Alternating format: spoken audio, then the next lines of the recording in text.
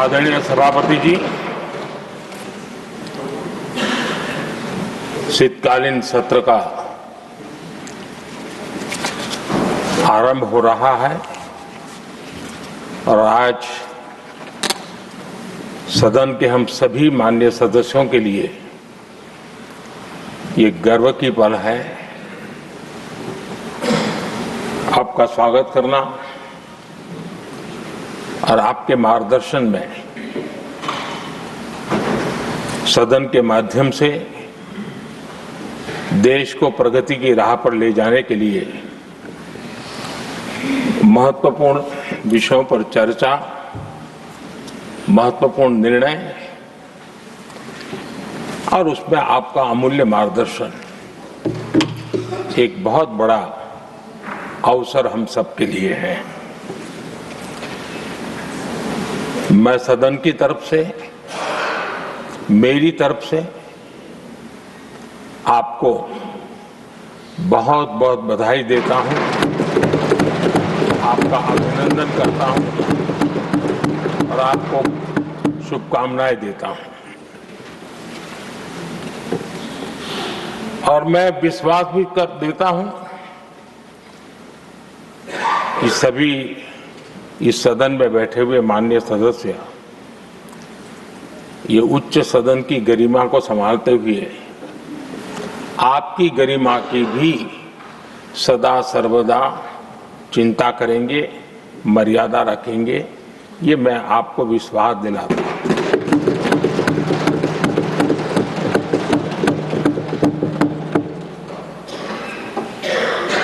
हमारे सभापति जी एक सामान्य परिवार से आ रहे हैं, किसान परिवार से निकले हैं और पूरा जीवन समाज सेवा के लिए समर्पित किया है। समाज सेवा ये उनकी निरंतरता रही है। राजनीतिक क्षेत्र उसका एक पहलू रहा है, लेकिन मुख्य धारा समाज सेवा की रही है। समाज के प्रति समर्पित होकर के जितना कुछ अपने युवा काल से लेकर अब तक वो करते आए हैं, करते रहे हैं, वो हम सभी समाज सेवा के प्रति रुचि रखने वाले लोगों के लिए एक प्रेरणा है, एक मार्गदर्शन है। सामान्य परिवार से, सामान्य समाज से, सामान्य राजनीतिक जहां अलग अलग करवट बदलती रही है, उसके बावजूद भी आपका यहां तक पहुंचना, हम सबका मार्गदर्शन प्राप्त होना, ये भारत के लोकतंत्र की सबसे बड़ी ताकत है।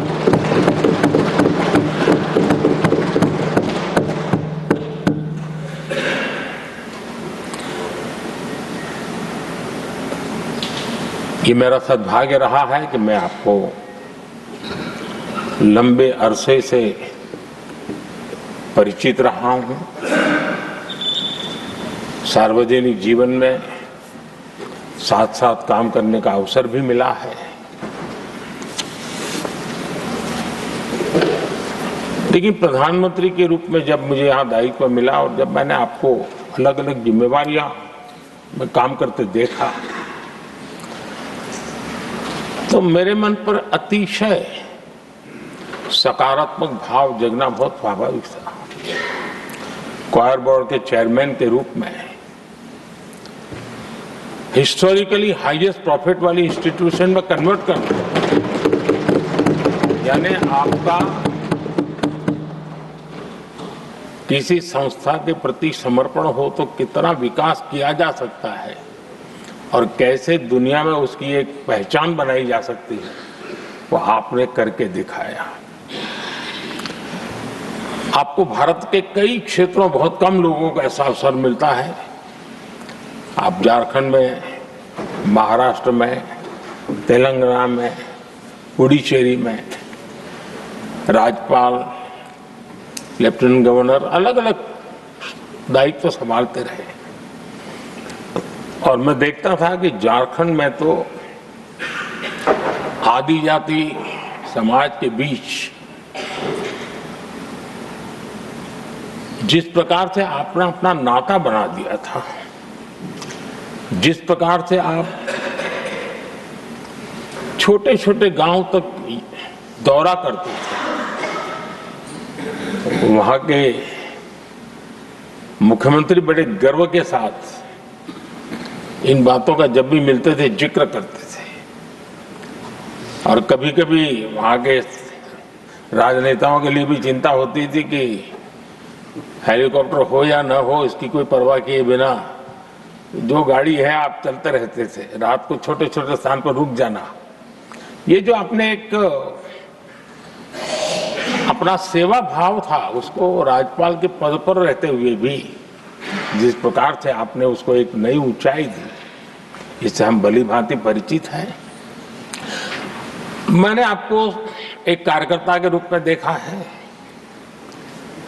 एक सहयोगी के रूप में हम साथ काम किए हैं, सांसद के रूप में देखा है, अलग अलग पदों पर देखते हुए आज यहां पर पहुंचे। लेकिन मैंने एक बात महसूस की है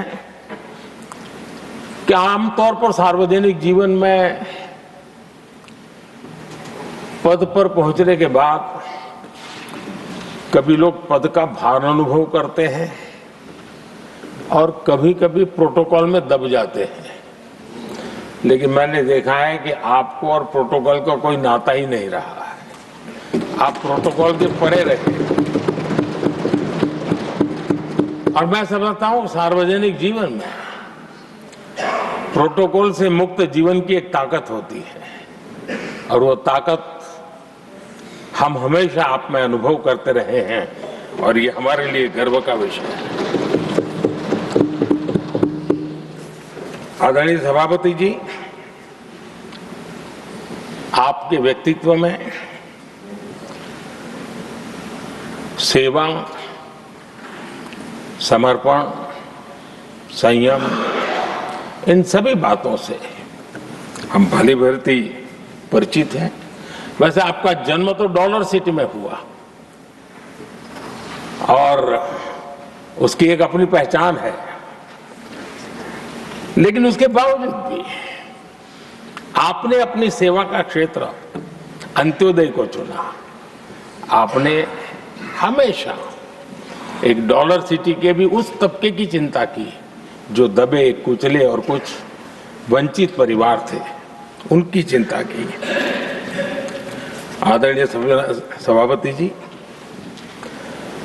मैं उन दो घटनाओं का जरूर जिक्र करना चाहता हूं जिसको कभी मैंने आपसे, आपके परिवारजनों से भी सुना है और जिसने आपके जीवन पर बड़ा प्रभाव पैदा किया है। बाल्यकाल में अविनाशी मंदिर के तालाब में आपका डूबने की संभावनाओं के बीच की अवस्था आपके लिए हमेशा रहा है कि मैं तो डूब रहा था, किसने बचाया, कैसे बचाया पता नहीं, मैं बच गया। और ईश्वर ने कुछ आप पर कृपा की, इस प्रकार का भाव आपके परिवार के लोग हमेशा बताते हैं। और दूसरा जो हम सब बहुत बारीकी से जानते हैं, जब कोयम्बतूर में लाल कृष्ण आडवाणी जी का यात्रा होने वाली थी, उसके कुछ समय पहले एक भयानक बम ब्लास्ट हुआ, शायद 60-70 लोग मारे गए। भयंकर बम ब्लास्ट था और उस समय आप बाल बाल बच गए थे। इन दोनों में जब आप ईश्वरीय शक्ति का संकेत देखते हुए अपने आप को समाज के प्रति अधिक समर्पित भाव से काम करने की जो आपने वजह के रूप में उसको कन्वर्ट किया, ये अपने आप में एक सकारात्मक सोच से बना हुआ जीवन का प्रतिबिंब है। आदरणीय सभापति जी, जो एक बात मैं जानता नहीं था लेकिन अभी मुझे पता चला, आप शायद अभी उपराष्ट्रपति बनने के बाद काशी गए थे और आपका काशी का दौरा था, तो एक सांसद के नाते स्वाभाविक रूप से मेरा मन वहाँ सब कुछ ठीक ठाक हो ही रहता है। लेकिन आपने वहाँ एक बात बताई जो मैंने सुनी, मुझे मेरे लिए नई बात थी।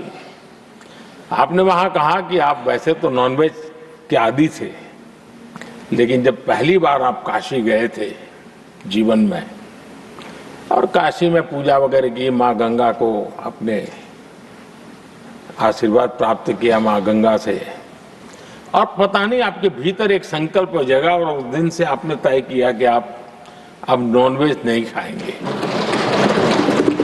अब ये कोई न कोई सात्विक भाव, कोई नॉनवेज खाने वाले बुरे हैं ऐसा मैं नहीं कह रहा हूं लेकिन आपके मन में काशी की धरती पर विचार आया, तो एक सांसद के नाते मेरे लिए भी एक स्मरण रखने वाली एक घटना के रूप में मैं उसको हमेशा याद रखूंगा।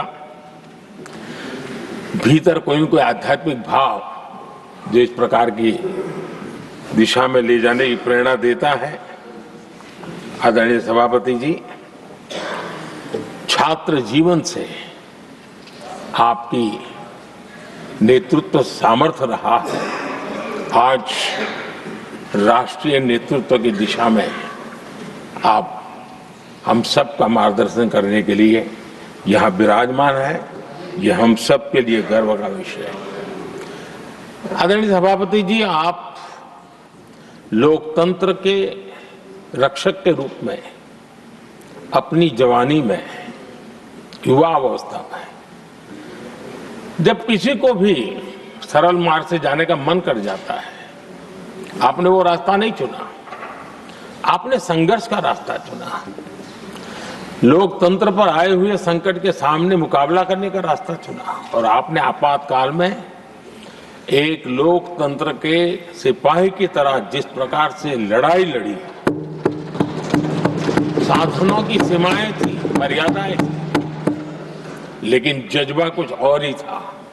और वह उस क्षेत्र के सभी, उस सब पीढ़ी के नौजवान आज भी इमरजेंसी के खिलाफ की आपकी जो लड़ाई थी, लोकतंत्र के लिए आपका संघर्ष था, उसमें आपने जन जागृति के जो विविध कार्यक्रमों को अपनाया था, लोगों को जिस प्रकार से आप प्रेरित करते थे, वे हमेशा हमेशा के लिए लोकतंत्र प्रेमियों के लिए एक प्रेरणा देने वाली घटना रही। आप एक अच्छे संगठक रहे हैं, मैं भली भांति जानता हूं। आपने संगठन में जो भी दायित्व संभालने का अवसर आया, आपने उस जिम्मेवारी को चार चांद लगा दिए, अपने परिश्रम से लगा दिए। आपने हमेशा सबको जोड़ने का प्रयास किया, नए विचारों को स्वीकार करने का प्रयास किया, नई पीढ़ी को अवसर देने का प्रयास किया। ये हमेशा संगठन में आपके कार्य की विशारद रही। कोयम्बतूर की जनता ने आपको सांसद के रूप में यहां सेवा करने के लिए भेजा और तब भी आपने सदन में रहते हुए हमेशा उस क्षेत्र के विकास के लिए अपनी बातों को बड़ी प्रमुखता से लोगों के सामने रखा, सदन के सामने रखा। ये आपका लंबा अनुभव सदन में सभापति के रूप में और राष्ट्र में उपराष्ट्रपति के रूप में बहुत ही प्रेरक रहेगा, हम सबको मार्गदर्शक रहेगा। और मुझे पूरा विश्वास है कि मेरी तरह इस सदन के सभी सदस्य इस गौरवपूर्ण पल को जिम्मेवारियों के साथ आगे बढ़ाएंगे। इसी भावना के साथ मेरी तरफ से, सदन की तरफ से आपको बहुत बहुत शुभकामनाएं देता हूं।